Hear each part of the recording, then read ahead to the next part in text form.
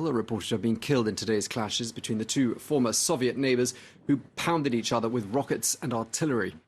Well, the region in question is in Azerbaijan, though for years it's been under the control of the Armenian forces, and the Armenian Foreign Ministry is accusing Azerbaijan's ally, Turkey, of fanning the flames.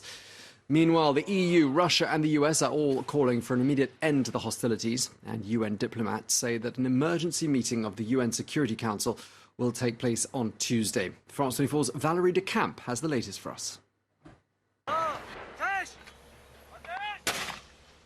As heavy fighting continues in the disputed Nagorno-Karabakh region, both sides claim to have the upper hand.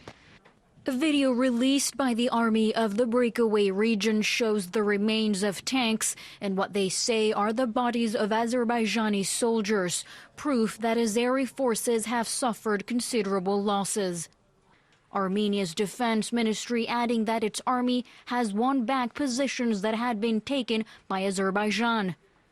But Baku is hitting back with its own footage, releasing drone images of airstrikes conducted overnight and showing Armenian military equipment and vehicles being destroyed. Clashes between Armenia and Azerbaijan erupted on Sunday, reigniting concerns over stability in the region. Armenia has now accused Turkey of interfering in the conflict, claiming that thousands of its fighters have been deployed from northern Syria. Ուզում եմ հայտարարել, որ մեզ հետ կռվում է ոչ թե Ադրբեջանը, մեզ հետ կռվում է նաև Թուրքիան։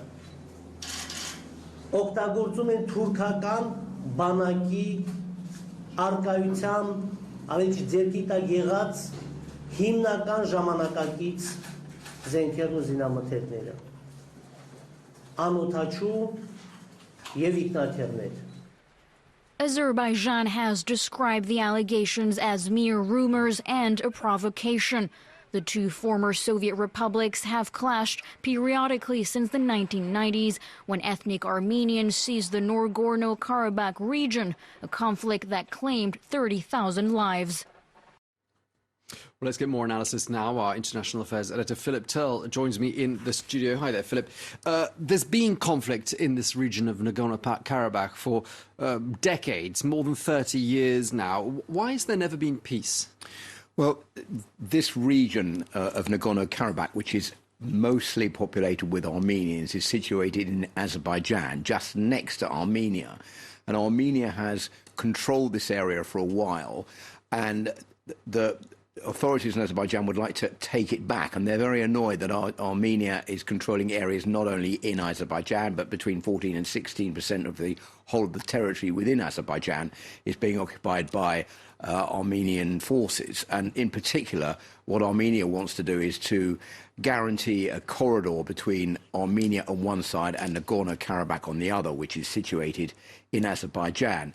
Now, the Azerbaijani authorities have tried to negotiate with this. They are in a situation now where they say that negotiations with Armenia aren't going anywhere. There is growing frustration in Azerbaijan about the fact they lost this territory, which goes back to an agreement back in 1994, and they want it back. And so this is the ideal opportunity for them to try to launch an offensive on Nagorno-Karabakh to get rid of the Armenian forces, to recapture their territory. On top of that, the situation in Azerbaijan is economically not very good. The country has lost large amounts of wealth due to the fall in oil prices, and there are also constant accusations of corruption and election rigging against the Azerbaijani authorities. So this is a way of trying to galvanize support for the government, for the president, by pushing ahead with a more nationalist, gung-ho, saber-rattling agenda, saying we're going to win back this territory.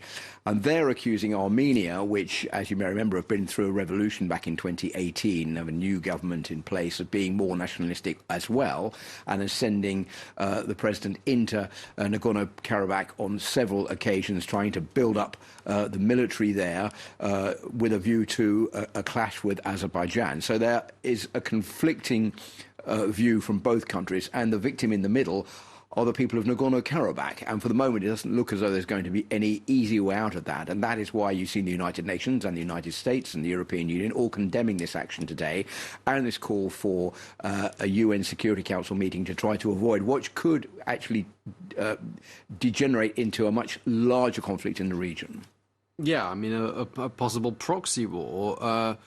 With, it would appear, Turkey on one side, perhaps Russia on the other, as in Syria. Well, that is true. You have these two rivals face to face with each other, not only in Syria, but now also in Libya. And this could be a new front for them.